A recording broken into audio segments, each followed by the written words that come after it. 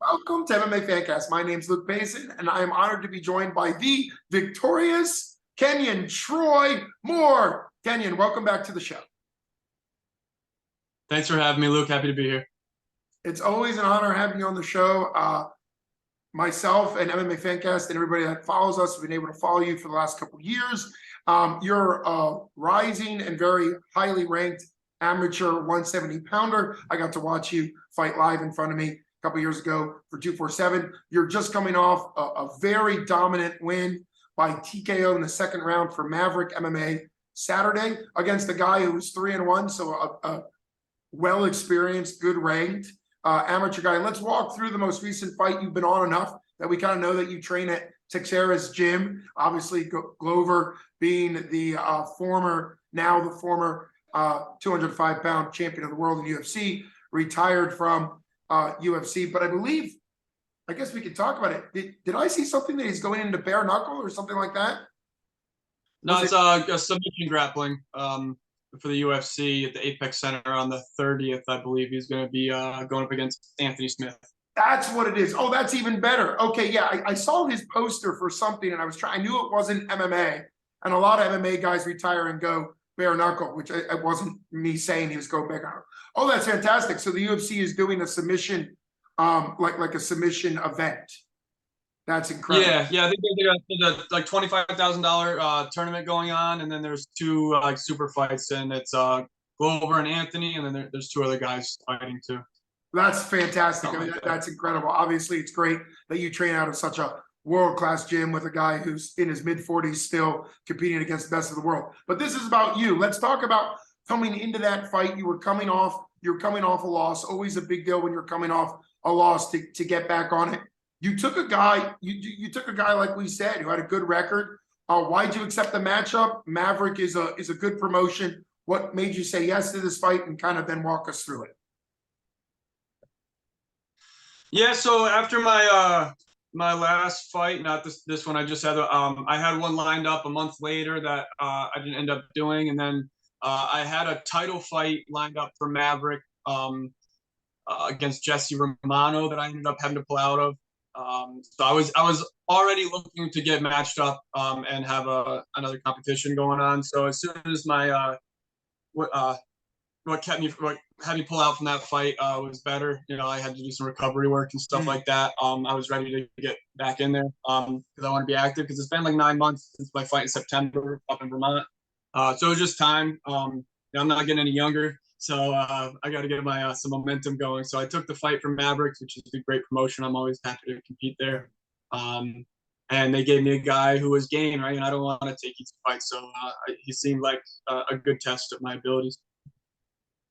Yeah, I mean, obviously, we've talked before. I think that's the difference, and this is obviously not to offend any amateurs. There are amateur MMA fighters that are out there to not necessarily build a career that will build towards pro. That's not a diss on them. There's plenty of amateur fighters that are there to entertain the crowd, do it, maybe fight guys that they think that they can kind of easily win. And obviously, that's not going to build to a pro career, but I don't want to take away from them, because that's part of the sport at the amateur level.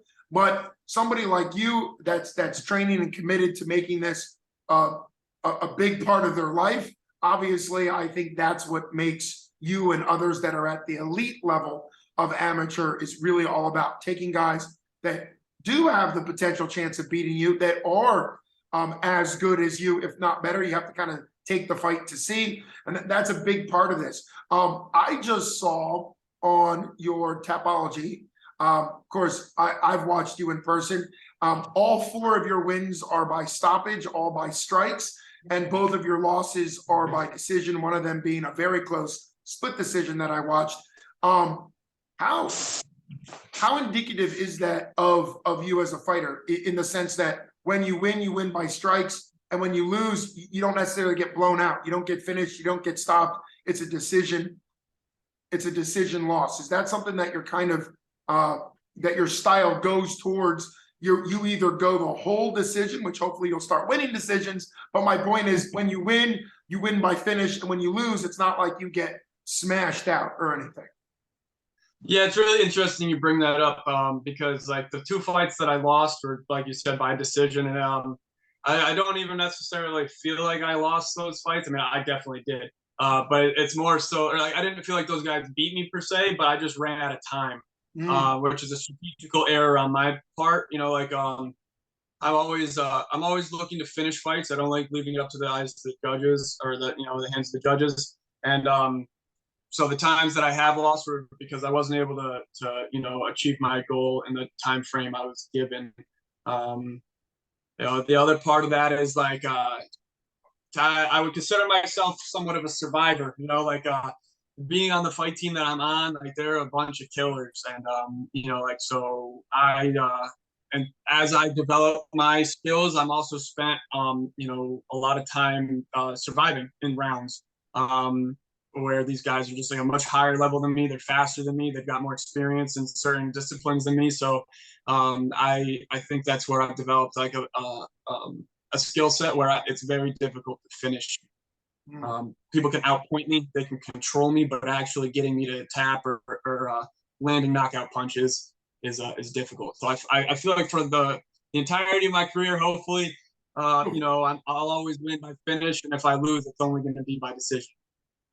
Yeah, I mean that would certainly be a fairly fantastic career. Nobody can predict what a career will be. You're going to do your best when you're in the cage. But I agree with you. I mean, not every loss is the same. That's the thing when you start looking into people's records.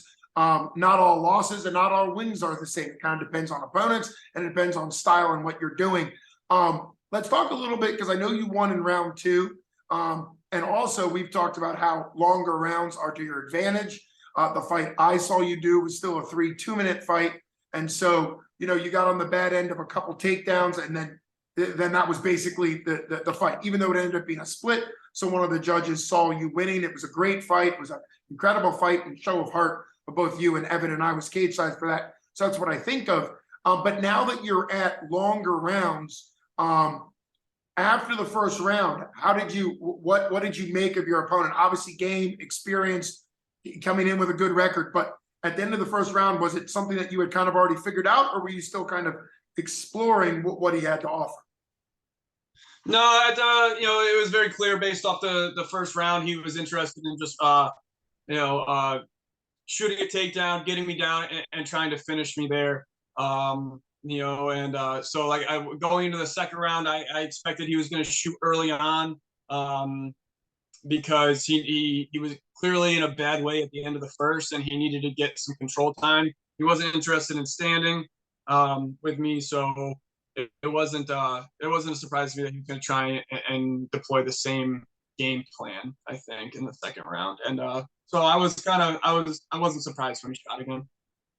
Well, I guess that's in some ways exactly the type of opponents that you kind of need. We can debate the merits between a grappling heavy and a striking heavy attack in MMA. But considering we had just talked about your two losses coming from grappling heavy decision guys that kind of held you down and got points, and obviously that's part of MMA. But how important do you think it was to fight a guy and beat a guy who was obviously successful at doing that to other opponents? Because that's kind of, in some ways, and I'm using this very loosely, kind of your kryptonite, or at least the type of person that you need to be able to beat. So how important was it for you once you knew, obviously, okay, first round, kind of the same drill. He's trying to take you down. He's trying to get ground control points. How important was it coming into the second round to be like, this is exactly the type of guy that you do need to beat? It was huge. And, a big thing from my last loss was, I didn't figure it out soon enough for it to make a difference in that fight. But, like if these guys want to take it to the ground, I can survive there. I can live there, with them, and I can excel there. So like I was much more accepting of the takedowns in this fight, with the idea that I'm gonna fight on the ground. Where like the two fights that I feel like I lost, one with Evan and the other one up in Vermont, was like I spent too much time just trying to stand up after getting taken down, and once I started thinking like, oh, maybe I'll try and do jujitsu, I was able to reverse positions and force some nasty ground and pound. And then this kind of solidified that in my mind that like that is a viable option to fight that way, and that I am dangerous down there, even if it's not my first go-to. So it definitely boosted my confidence and my ability to fight with these guys who are grapplers on the ground and be victorious in that. MMA is dominated by wrestlers right now, like especially all the Dagestanis. So you have to have that part of your game. You have to have an answer for that, and I feel like this fight showed me that I can compete with those kinds of competitors. Well, that actually, I think that's really genius. I'm thrilled that you shared that with us because it's so typical. Even me as a commentator, it's very typical to fall into that trope, which has happened a lot in MMA, where if you see a striker get taken down by a wrestler, as a commentator, you immediately start saying, okay, what's Moore going to do here to get back up? Not necessarily discounting what they can do on the ground, but just because when your mind goes wrestler, striker, you assume the wrestler is going to take him down and the striker is going to wall walk or get an underhook and try to walk, base themselves back up, all the stuff I've seen you do. It actually makes a ton of sense that something like a sweep, like some type of reversal sweep type, you can do against a wrestling heavy person because it's a different style, it's different techniques, and I remember having worked with, when I had an MMA gym, having worked with wrestlers coming in, one of the first things to kind of break them out of, not just, protect your neck and don't get guillotined, which we all know is like the Achilles heel of wrestlers diving in with their head. But the next thing is I had some very early basic wrestlers that didn't really know what to do once they got their opponent flattened out in guard, because hey, in wrestling, it's over. And obviously wrestling is a great base for MMA. I'm not saying it's not, but one of the first things I had to do is teach them like, yeah, you still have more work to do here, right? There's still much more to do. So it makes sense for you to be able to hit a sweep and reverse and then go to ground and pound. Had you already done that in round one? Had you already gotten ground and pound in round one? Or if not, how did you get into ground and pound in round two? Because I know you finished them in ground and pound. Yeah, so he initially took me down. I controlled him from the bottom position, and the first thing I did was work to stand up. I created space and stood up. He blitzed me a little bit and shot another takedown, and he got me down. And I was able to get a sweep up next to the cage like halfway through round one. And then I just kind of started putting it to him, and he wasn't happy about it. He ended up, like many wrestlers do, not wanting to fight off his back and turned belly down and started wall walking to get back up. And I was still just like tagging him up. And 10 seconds, 15 seconds left in the end of the round, I had him wobbled on his feet going into the second. So yeah, I was able, like halfway through round one, I was already peppering him on the ground and pound. Well, that is really cool because that's kind of already your method working. Although something you pointed out is even if that took to the middle of the second round, that's still okay, because you talked about using more of the time, recognizing that wrestlers, you can survive on the ground, you can thrive on the ground. So even if the ground game, but obviously that worked really well. Walk us through the finishing sequence. You almost had him finished, or at least wobbled at the end of the first. You finished him 2 minutes into round two out of 3 minutes, I believe. So what was the setup there? Did he take you down and you reversed, or did you knock him down and then jump on him from the ground? What set up the ground and pound?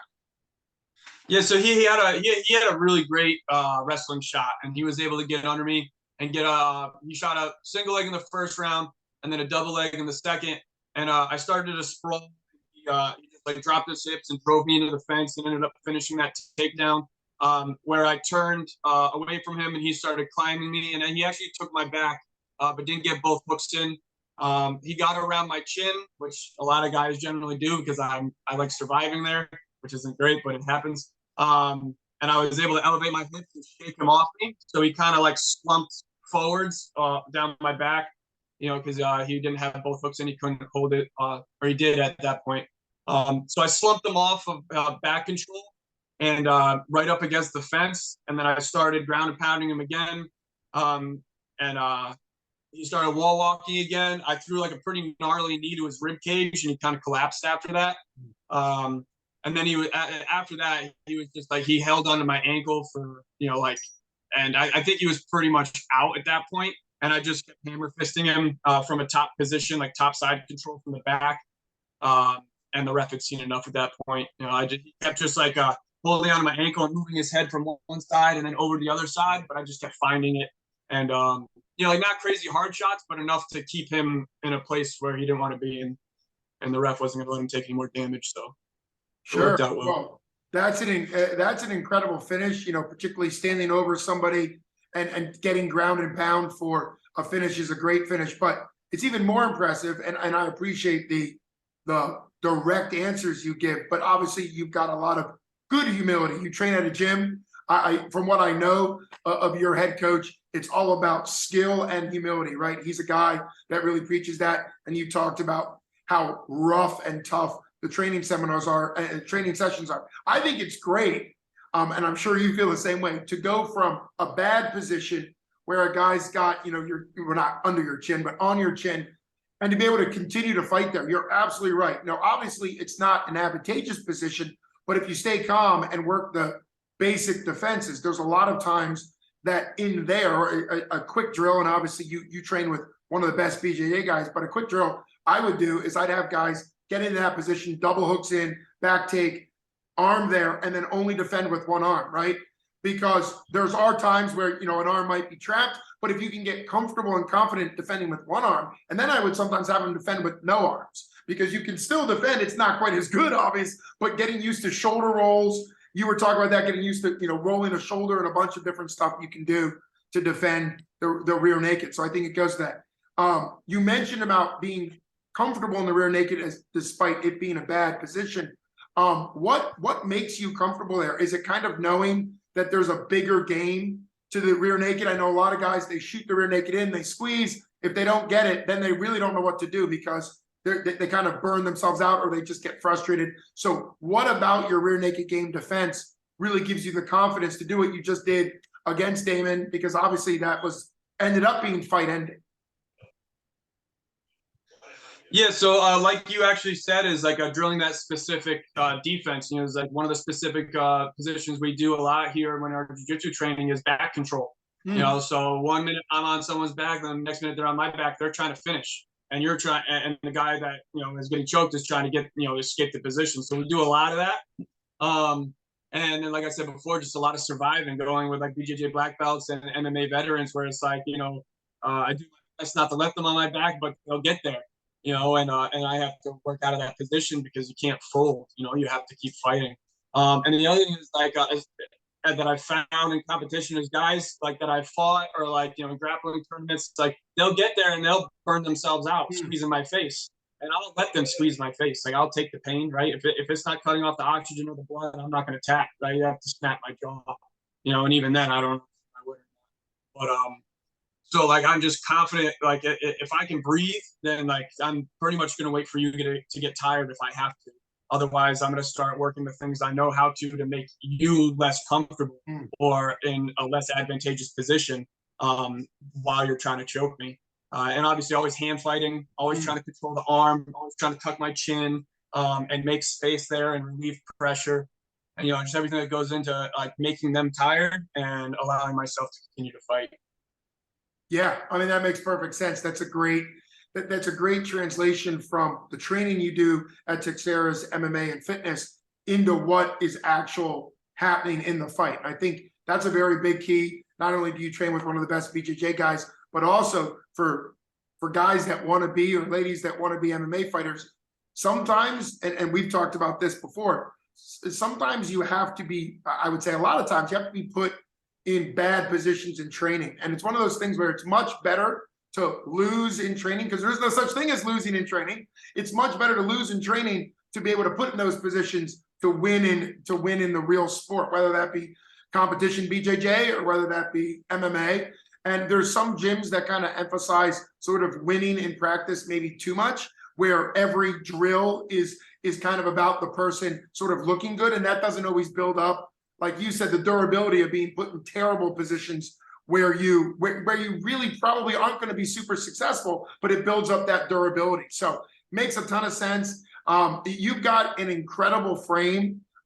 little bit of a change. You got an incredible frame for a 170 pounder. You're big, you're tall, you're almost 30 years old. You're kind of at the peak of your, well, the next couple of years will be the peak of your strength and size as a man. Is 185 something you're looking at pro-wise, or does 170 feel good cut-wise as you're now coming off a win, 4-2 with 4 finishes? We talk about that. You're starting to look more and more, I think you always have, but more and more pro-ready, given 4-2 and you put a couple more wins together. Is pro 170 your future plan, down the road, or is it to fill out your frame? Because you kind of are the size of a Michael Bisping type guy, I believe, I think. Yeah, I'm probably gonna stick with 170.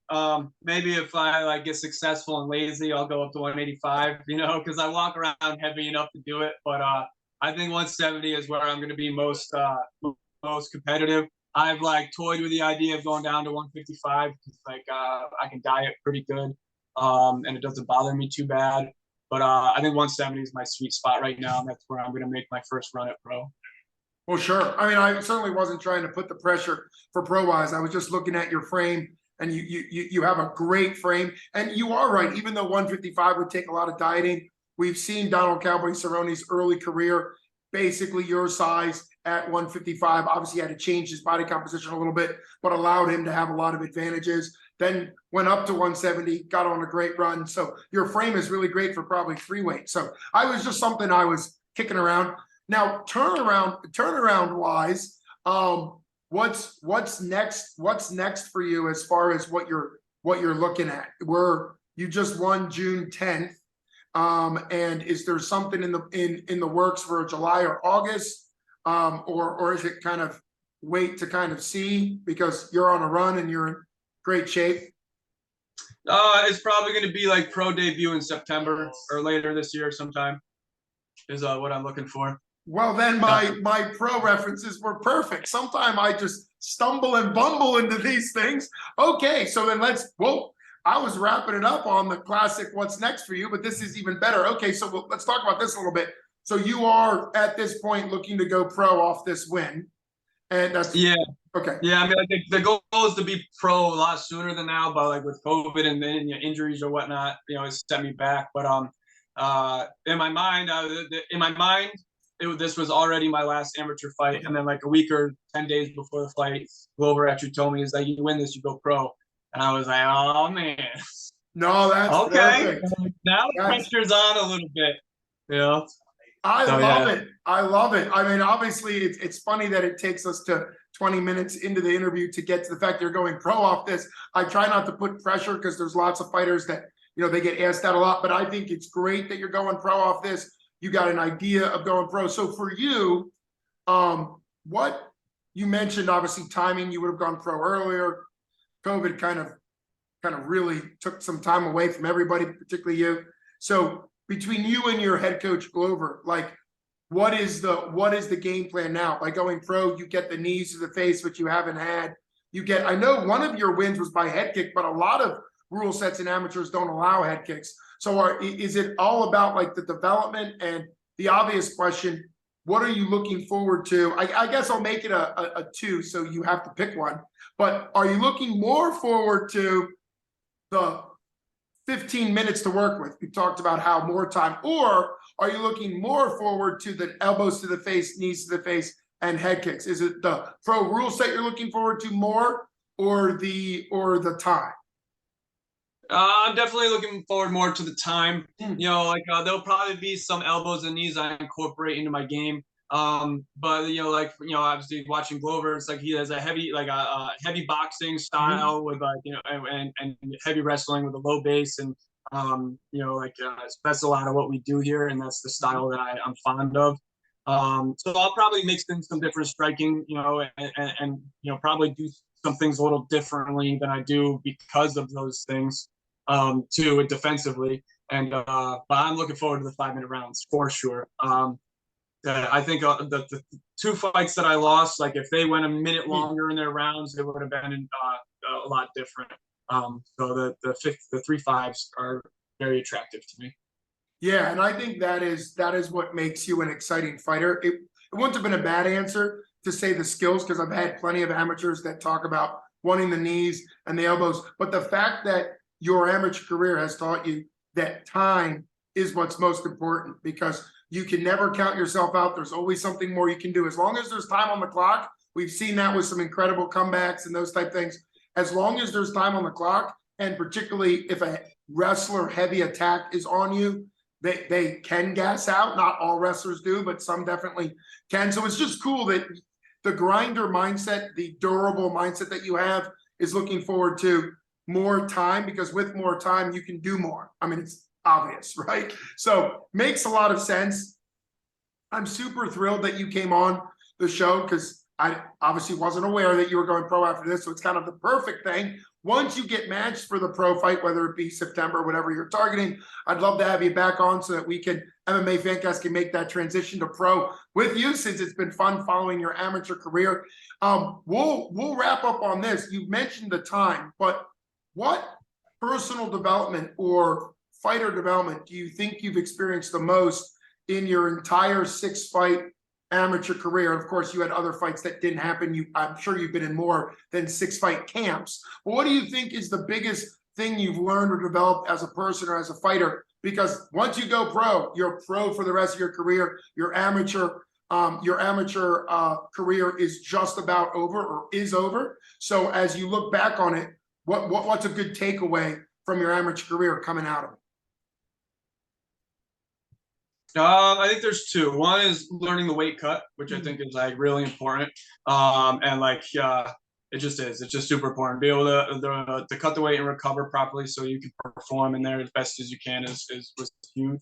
And then the second part would be like controlling the fear, right? Or having a healthy relationship with there's always like second guessing yourself, not knowing if you're actually ready, and being able to go out there and go through an entire camp and actually show up and perform allows you to overcome those doubts and the fear associated with like a combat sport like this, because it is dangerous, and so I think like mastering that fear and using it to your advantage, and just staying cool out there, just staying cool.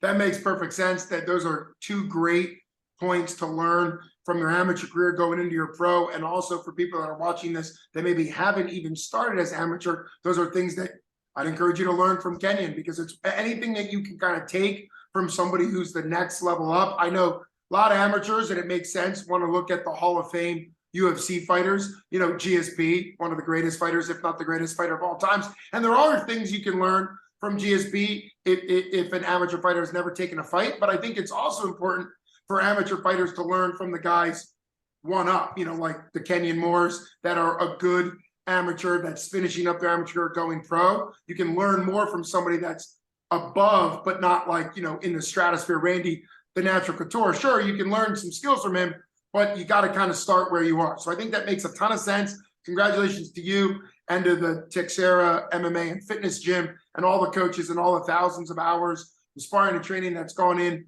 to finishing out your amateur career going into pro. I really appreciate you taking time and making MMA Fancast kind of a part of this whole process. It's been an honor, and I can't wait to have you on next as a pro fighter. So congratulations again to you, Kenyon Troy Moore, for finishing your tough last amateur fight in the second round by TKO. Just really exciting stuff. Thanks so much. All right. Thanks, Luke. It's always a pleasure. You got it, man. Pleasure's mine. Enjoy this win. Thank you. Talk to you soon. Got it.